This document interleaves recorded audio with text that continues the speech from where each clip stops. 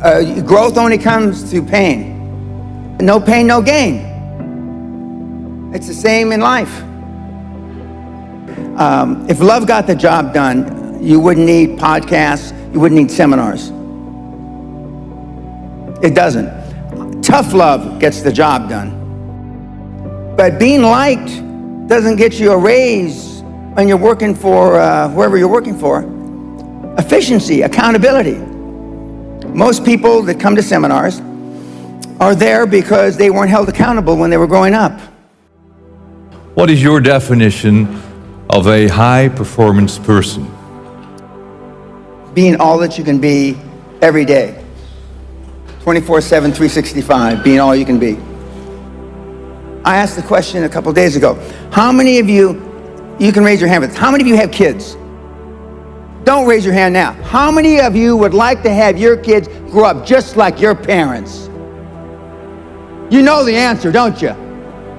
Close to zero. Because they were shitty role models. Now, I'm not going to ask the second question. How many of you would like your kids to grow up and be like you? But being a high-performance person is a full-time job. I'm like this when I wake up in the morning to brush my teeth. I'm like this when I brush my teeth before I go to sleep. I'm like this 24/7, 365, and I've been like this for the better part of 50 years. I'm always like this. I'm always pushing the edge of the envelope. But the sun is going to gobble up the earth in about between 7 and 11 billion years. Although I'm planning on living a long time, I'm not going to live quite that long. But I just work hard. I don't know any other thing than hard work. And hard work is out of favor now. It just is. But I'm a dying breed. I'm a Neanderthal. I understand that. I'm sad to say that because I know it's a sad commentary for the human race. Because you're not willing to make any sacrifices to be high performance. I still work 50, 60, I don't consider it work. I still work 50, 60 hours a week. And I haven't had to work in 35 years. So the bottom line is you're not willing to do anything. You're not willing to sacrifice anything to be a high-performance person. It sounds strange in hindsight. I found making $450 million easy. Easy. And I wanted to do something more with my life. And so when I got into the financial coaching, I wanted to change the fabric of financial coaching, which I have.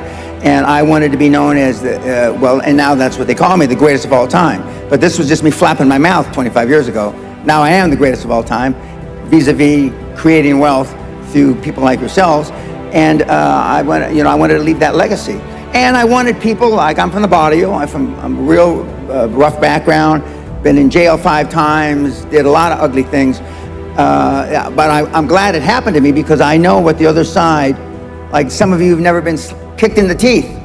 I know what it is to be kicked in the teeth and my teeth be on the pavement. I know what that feels like. I know the humiliation. Forget the pain, you get over the pain. I wanted the poor kids to understand that they had a methodology, there was a methodology used by one of them that was once poor and got in a lot of trouble. You can do it if you want to do it bad enough. The operative part of that little description is if you want it bad enough. Muhammad Ali, arguably one of the greatest fighters ever, he was talking shit since he's 14, 15 years old, I'm the greatest. Before he ever had a professional fight. My father said, if you've got something in your mind, it should come out of your lips. The squeaky wheel gets the grease. And you've been taught all your life not to ask. You've been trained, keep your head down, don't embarrass yourself, don't embarrass the family, don't say things that may not happen. And I do just the opposite. I tell you to set goals beyond your lifetime. I tell you to set goals as soon as humanly possible. When kids come to me, they want to make 1 million, 10 million, and then when they've made 100 million, they say, Mr. Peña, we would have never, ever dreamt that we could create 100 million until we met you. You will never exceed your highest expectation. You will never exceed your highest, craziest thought. Never. That's a guarantee. But I mean, kids, I mean, you can have whatever you want.